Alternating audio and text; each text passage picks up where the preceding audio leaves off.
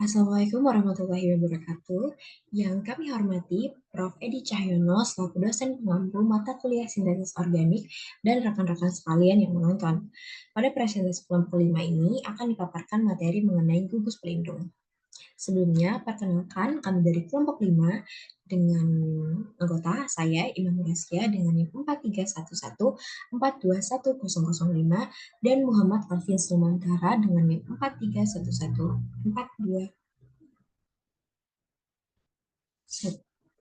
4211008. Nah, apa itu gugus pelindung? Gugus pelindung merupakan suatu gugus fungsi yang digunakan untuk melindungi gugus fungsi tertentu supaya tidak ikut serta bereaksi atau mentransformasikan gugus reaktif menjadi gugus baru, sehingga tidak mengganggu terhadap transformasi yang diinginkan. Jadi definisi mudahnya itu gugus pelindung ini merupakan gugus fungsi yang digunakan untuk melindungi gugus tertentu supaya tidak turut bereaksi dengan reaksi atau pelarut selama proses sintesis. Nah, biasanya gugus pelindung ini berkaitan dengan reaksi kemoselektivitas yang nantinya akan kita jelaskan. Dan dalam reaksi tersebut terdapat pula yang namanya reaksi deproteksi. Deproteksi adalah reduksi atau penghilangan gugus pelindung menjadi gugus fungsi awal yang dilindungi. Contohnya akan kita bahas selanjutnya. Nah, gugus pelindung itu sendiri itu memiliki syarat, yaitu mudah dimasukkan dan mudah dihilangkan, kemudian resisten terhadap reagen yang akan menyerang gugus fungsi yang tidak terlindungi, resisten terhadap berbagai macam reagen lain, stabil dan hanya bereaksi dengan reaksi khusus untuk mengembalikan gugus fungsi aslinya, serta rendemen yang dihasilkan tinggi ketika gugus pelindung dimasukkan dan dihilangkan. Ini merupakan rangkuman gugus pelindung. Jadi jika kita ingin melindungi gugus keton atau aldehid, kita dapat menggunakan gugus pelindung berupa asetal. Nah, ini akan kita contohkan pada slide berikutnya. Silahkan dilihat dan dipahami rangkuman dari gugus pelindung. Nah, apa itu kemoselektivitas?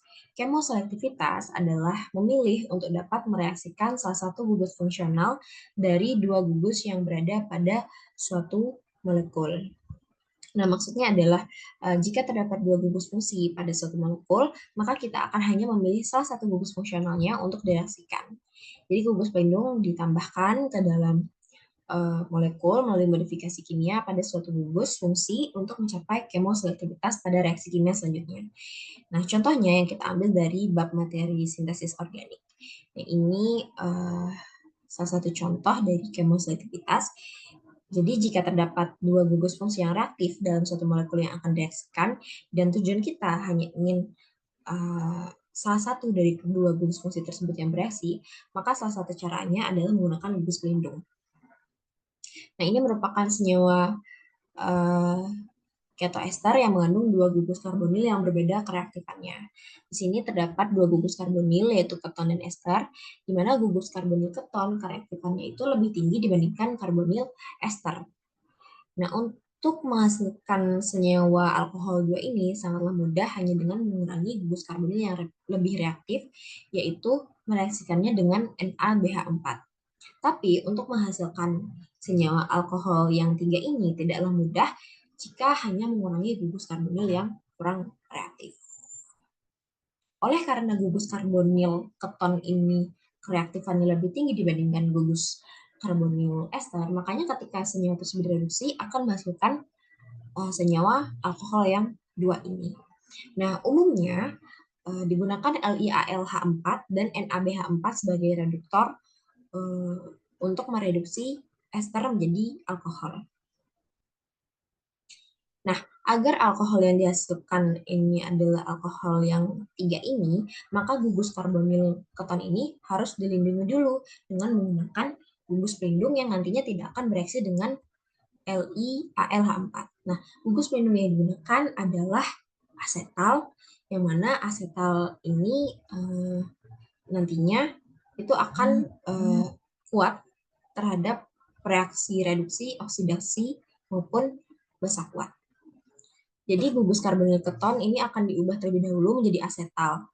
Jadi senyawa direaksikan dengan ketoester ini akan direaksikan dengan etilen glikol sehingga gugus karbon dari keton ini akan membentuk asetal siklik yang kuat terhadap reaksi reduksi, oksidasi maupun basa kuat.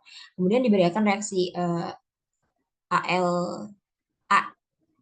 LiAlH4 sehingga gugus ester tereduksi menjadi gugus alkohol dan direaksikan kembali dalam suasana asam sehingga terbentuk gugus karbonil.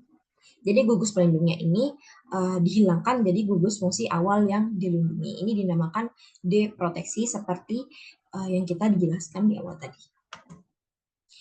Nah, yang ini contoh lainnya dari kemoselektivitas. Jadi ini merupakan para aminofenol yang direaksikan dengan anhidrida asetat untuk membentuk paracetamol. Nah, pada para aminofenol ini terdapat dua gugus, di mana terdapat gugus OH dan NH2.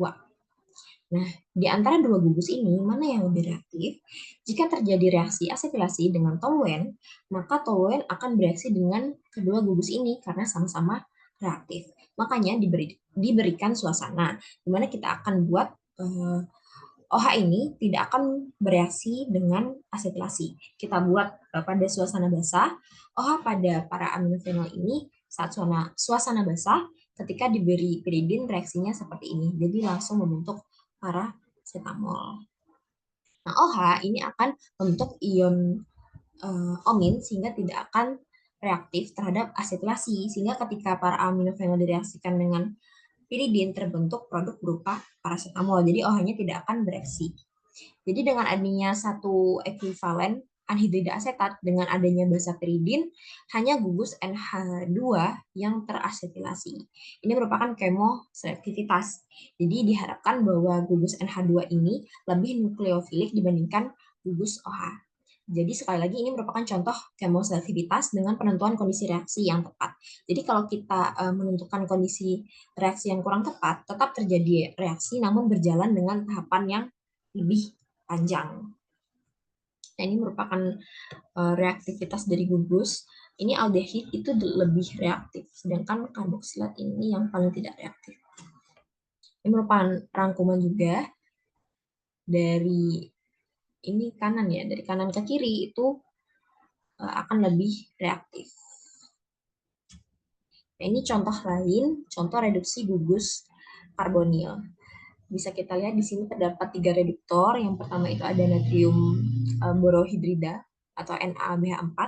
Kemudian menggunakan gas hidrogen dengan di atas katalis palladium, kemudian litium aluminium hidrida atau LiAlH4. Nah, jadi gugus karbonil keton ini akan direduksi menggunakan reduktor NaBH4. Nah, namun kita lihat di sini ada 3 gugus karbonil. Yang ini kan gugus karbonil keton, yang ini ester, yang ini asam karboksilat. Nah, ketiga gugus karbonil ini sama-sama bisa mengalami reaksi reduksi, tapi reaktivitasnya itu berbeda. Nah, kita lihat tabel yang sebelumnya ini. Jika kita lihat keton di sini dia dapat direduksi oleh NaBH4, LiBH4, LiAlH4. Lalu mana yang dipilih? Jadi kita lihat tadi kan ada 3 gugus karbonil. Ada ester di sini. Ester dia akan tereduksi bila menggunakan LiBH4 atau LiAlH4. Nah, dia akan tereduksi lambat dengan NaBH4. Sedangkan asam karboksilat dia tidak akan tereduksi jika menggunakan NaBH4. Nah, karena tujuan kita tadi hanya untuk mereduksi karbonil keton, maka kita menggunakan NaBH4, di mana nanti karbon ini akan berubah menjadi tereduksi, maksudnya menjadi OH. Dua gugus tereduksi oleh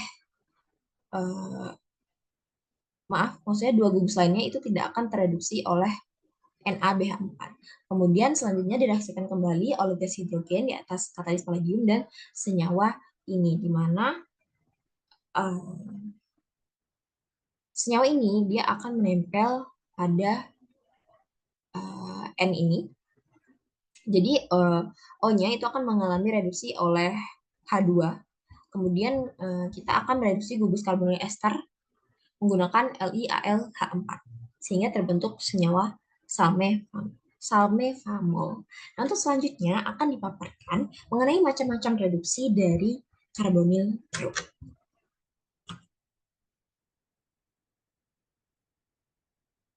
Oke, baik, terima kasih. Tadi rekan kelompok saya sudah memaparkan dengan jelas mengenai tentang kemoselektivitas dan gugus pelindung. Selanjutnya saya ingin menjelaskan tentang penerapan gugus pelindung atau aplikasi gugus pelindung. Jadi gugus fungsi yang dapat diberi pelindung itu gugus fungsi apa saja sih teman-teman? Nah, di sini ada gugus fungsi keton, aldehid, alkohol, amina, asam karboksilat, dan fenol. Pertama kita akan membahas pelindung gugus keton, yaitu gugus keton akan bereaksi dengan reaksi yaitu etilen glikol dan 1,3 ditiana itu membentuk asetal dengan keadaan asam, kemudian depro, dideproteksi lagi menggunakan reaksi hidrolisis dengan keadaan asam dan membentuk kembali gugus keton. Dan berbeda dengan ketika kita menggunakan 1,3 ditiana itu adalah pada saat deproteksinya. Di sini kita menggunakan HgCl2 untuk mendeproteksi asetal yang digunakan pada reagen 1,3 ditiana sehingga kembali menjadi gugus keton semula. Selanjutnya pelindung gugus aldehid ini sebenarnya identik dengan gugus fungsi keton yang sebelumnya. Dia bereaksi dengan etilen glikol atau 1,3 ditiana sehingga membentuk asetal, kemudian diproteksi menggunakan dalam keadaan asam dan pada 1,3 ditiana itu menggunakan HgCl2 sehingga kembali membentuk gugus mulanya yaitu aldehid. Selanjutnya, pelindung gugus alkohol. Alkohol dapat dilindungi dengan berbagai jenis gugus pelindung yang dapat mengubah gugus alkohol menjadi beberapa gugus lainnya, yaitu gugus alkohol menjadi gugus asetal, kemudian gugus alkohol menjadi gugus eter, dan gugus alkohol menjadi gugus trialkyl silyl eter. Yang pertama adalah mengubah alkohol menjadi gugus asetal, yaitu dengan diproteksi menggunakan THP, tetrahidropiran, dalam keadaan asam, kemudian dideproteksinya menggunakan kondisi asam dan reaksi hidrolisis, sehingga kembali semula menjadi gugus fungsi alkohol.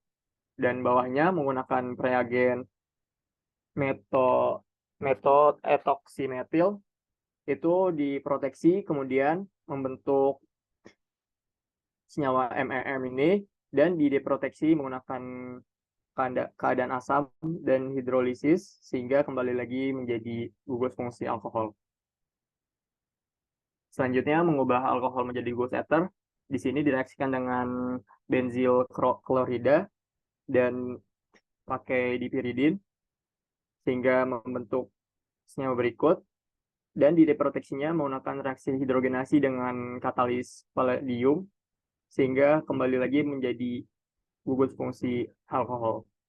Dan yang bawahnya menggunakan alkohol tersier atau gugus keton dalam kondisi asam sehingga menjadi senyawa gugusnya terlindungi, dan dideproteksinya menggunakan asam kuat atau dalam keadaan asam sehingga kembali lagi menjadi gugus alkohol.